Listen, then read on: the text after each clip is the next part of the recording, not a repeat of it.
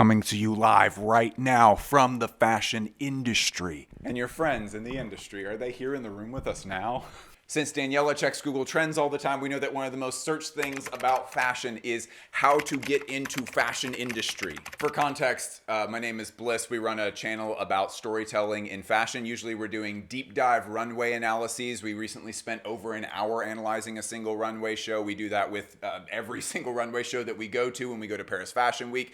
We're in the industry, but it's as media, which I do think most people generally consider media to be like part of the industry, right? The absolute hardest way to join the industry is by owning a brand. I cannot think of a more difficult route to entering the industry than that. It involves throwing away a gargantuan amount of money. It involves an enormous amount of time doing things that you probably do not want to be doing, like finances. Do you want to rebuild a budget every time something goes wrong for a company? It sucks. I've heard it sucks. If you want to build a brand, that is by far the hardest way of entering the fashion industry. I get asked this question or some version of this question all the time in my DMs, which, I mean, hey, my DMs are always open if you have a question on Instagram. Some version of this question of like, how do I get into the industry? How do I start a brand? I'm going to get into manufacturing. Like, what do I start with first?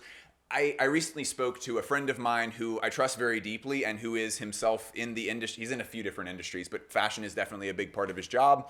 And I was like, how do you think I should be responding to all of these young kids that want answers to this? I feel a lot of pressure because I don't want to just steer people wrong. I also don't want to give them a flippant answer. And he said, there is no other answer. You just have to show the fuck up. What I think he meant by that is that there is this perception that has been created that's like, oh, there's just some secret key that you have to find, and then you could run the whole business from your room on your laptop, or like you could get into all these different like huge stores with your brand, but just like you just don't have the right email address. And I think his point was, look, if you really love, he actually said this to me. He was like, if some kid loves buying sneakers and he's just like, man, I just like can't get enough of Jordans, and I also run my fashion brand.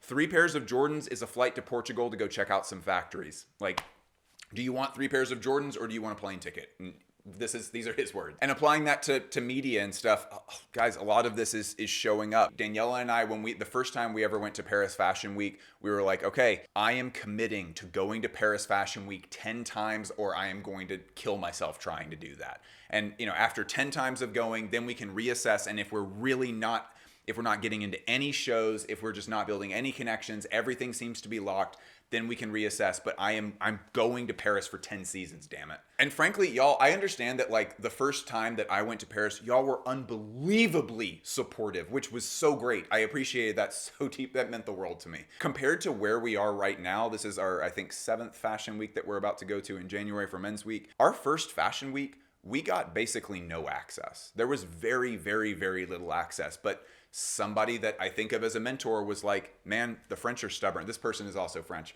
They were like, man, the French are stubborn. You have to show up and you have to prove to them, I am deeply serious and you can keep your door locked. I will be here until it is open. I will continue to knock. And he was right. I mean, the second, the third, the fourth time that we went, I just suddenly started noticing it's like, oh, these PRs are taking us more seriously. And oh, we just are getting a lot more invites than we used to. And oh, luxury houses are like reaching out to us to like let us to like come into the stuff. So I think a lot of the industry is just very like the reason it's so non-transparent and because everything is so locked up so tight and there's so much gatekeeping is just because there are so many people that want to get into the industry who don't want to contribute and who just expect people to give them stuff. I know that is a mega here.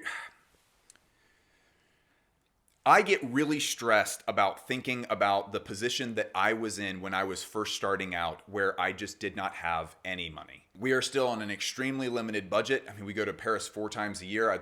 There's no way for us to go there and like stay at the Ritz-Carlton or whatever. We are Airbnb in it the whole way. But when I think back to like the early days of us trying to do this when the budget was very, very small and it's like, I'm worried that the budget's just going to run out and like, I just won't have anything. And then I have nothing. Then I've just taken a couple of like vacations and I had fun, but I didn't get anything. I have nothing to show for it. I understand that that's extremely stressful.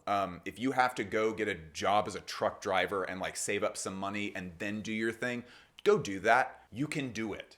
There are ways for you to get this done. If it's what you really feel in your bones you're supposed to do, whether it's the journalism side, whether you're wanting to sign up for the very difficult life of being a fashion designer, or whether you want to work in PR, if you want to work as a photographer, if you want to do styling, all of this stuff is possible. You just have to really, really want it and really show up. You have to be present. If you're in the room, you're in the deal. That's the rule. You can do it. Again, my DMs are always open if you want a little piece of advice here and there. This is a super bizarre question. In retrospect, was gatekeeping actually a good thing? I feel that the core fan base of brands is diluted now. Yeah, I think Raf Simons said that in some interview a long time ago when I think before he started up at Prada, where he was like, I miss the days when no one really cared about fashion and we were able to really like do our thing without having to bend to the will of a massive audience that just wants boring clothes.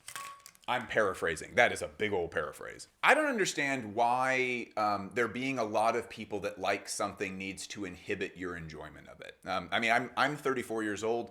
I grew up in a period where we were still kind of like hungover from the Gen X mentality of like, bro, never sell out, bro. Like, if your band, if more than 200 people come to see your band, you're a fucking loser. Only unpopular things are good. And that, of course, is not true. There are lots of popular things that are good. In fact, the quality might sometimes have something to do with why they are popular. Yeah, I get it. It is annoying to, and especially with the internet now, it's annoying to be like, oh, I love Rick Owens, but this annoying person who has lots of Rick Owens, much more than me actually, this person likes Rick Owens for all the wrong reasons. You're supposed to like Rick Owens because it's an expression of your inner isolation. Because I'm a lone wolf. Hoes don't get me at parties. I am a pure fan of Rick Owens, and they are a stained fan of Rick Owens. This has always been for everything.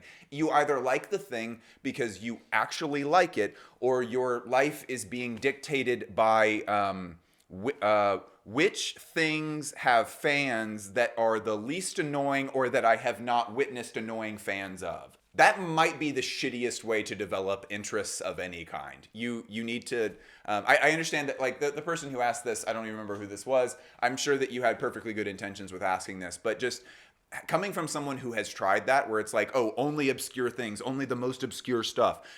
It's just such a shitty way to move through life. You're going to miss out on a lot of good stuff. So yeah, I mean, throw away Rick Owens because of Playboy Cardi. Be my guest. But I still love Rick Owens. And I don't have a pair of Ramones, and nobody's making me buy a pair of Ramones. I only like things by Rick Owens that are super duper weird. Maybe a little bit weirder than Playboy Cardi likes. But honestly, if Playboy Cardi picks up one of the things that I like, I don't really care because I like it too. Have you tried doing your own clothes before? I started sewing and it's a love-hate relationship. First of all, congratulations on beginning to sew. That is so cool. I have not really given that any meaningful attempt at any point, no.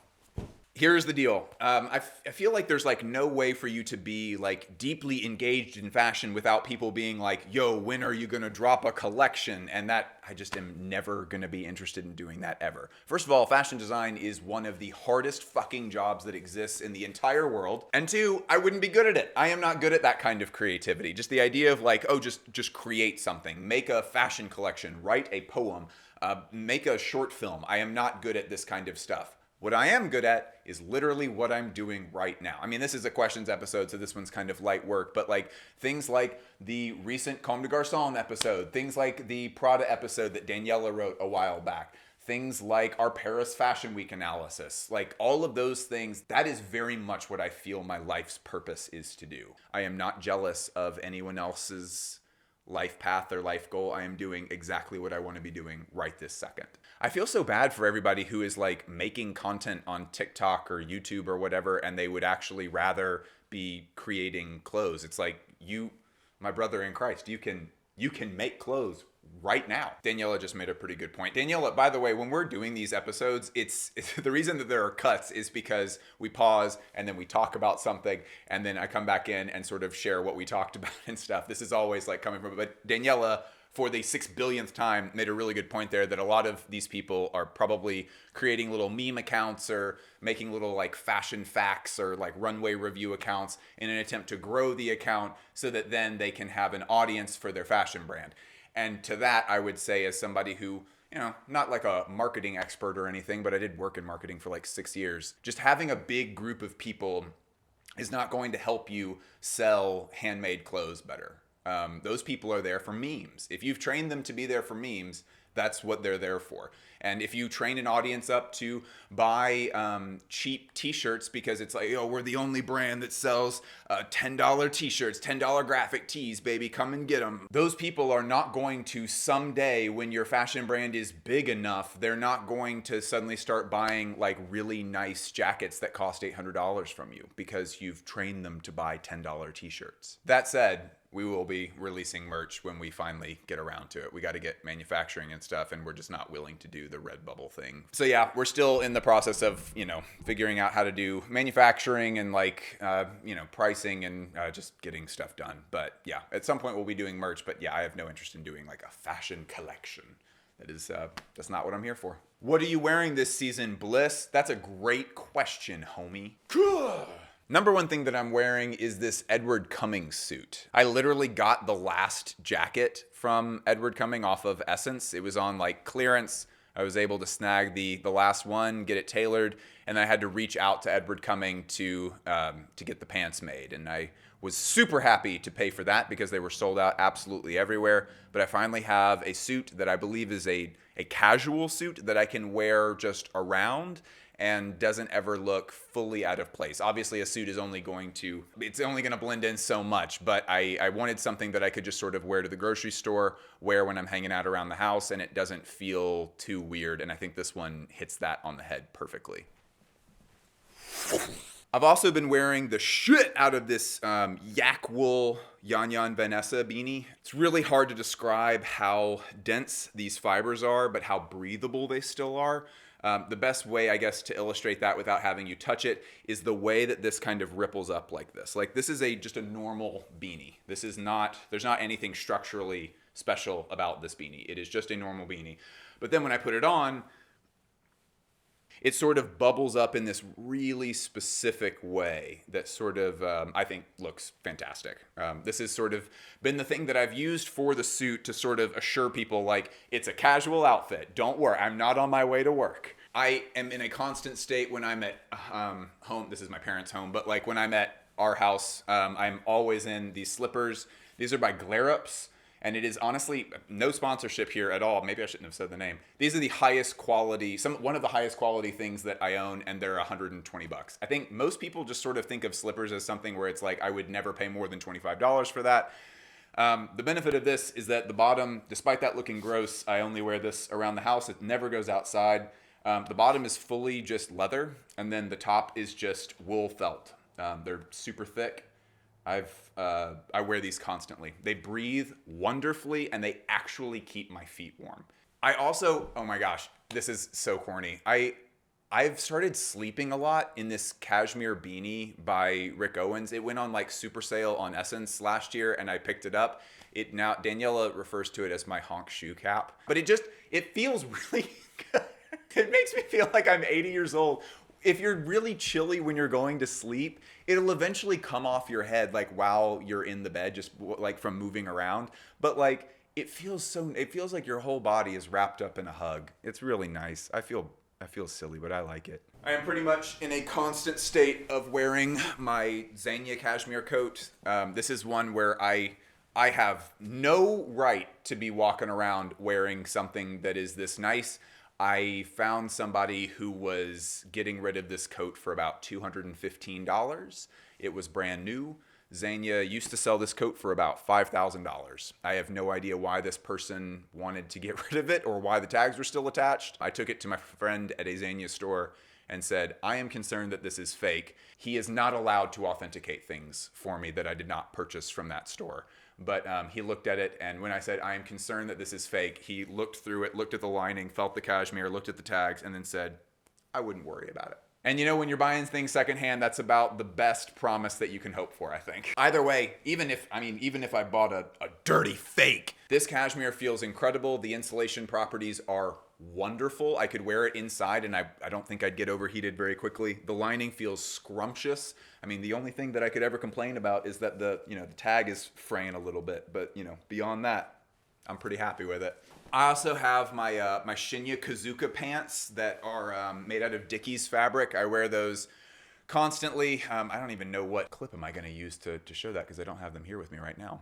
Oh yeah, probably just a clip from my wardrobe tour that is up on the Patreon right now. Right now we're going through all of the items in my closet. I don't tend to resell things very much, and so my closet just tends to be full of stuff that I bought secondhand. I just take a lot of time in those wardrobe tours to go through things and sort of talk about why each piece is important to me, if there's like a fun story behind it, anything that I know about like the analysis of design or like little details about the thing or fabric, whatever. Sometimes I take 20 minutes to talk about a single garment. But those episodes are up. I think there's 6 episodes out right now in the wardrobe tour, and they're all about an hour long. So those are pretty fun. But yeah, Shinya Kazuka pants. Those are unbelievable. Oh yeah, Danny is wearing, okay, so Daniela has been turned into a quietly,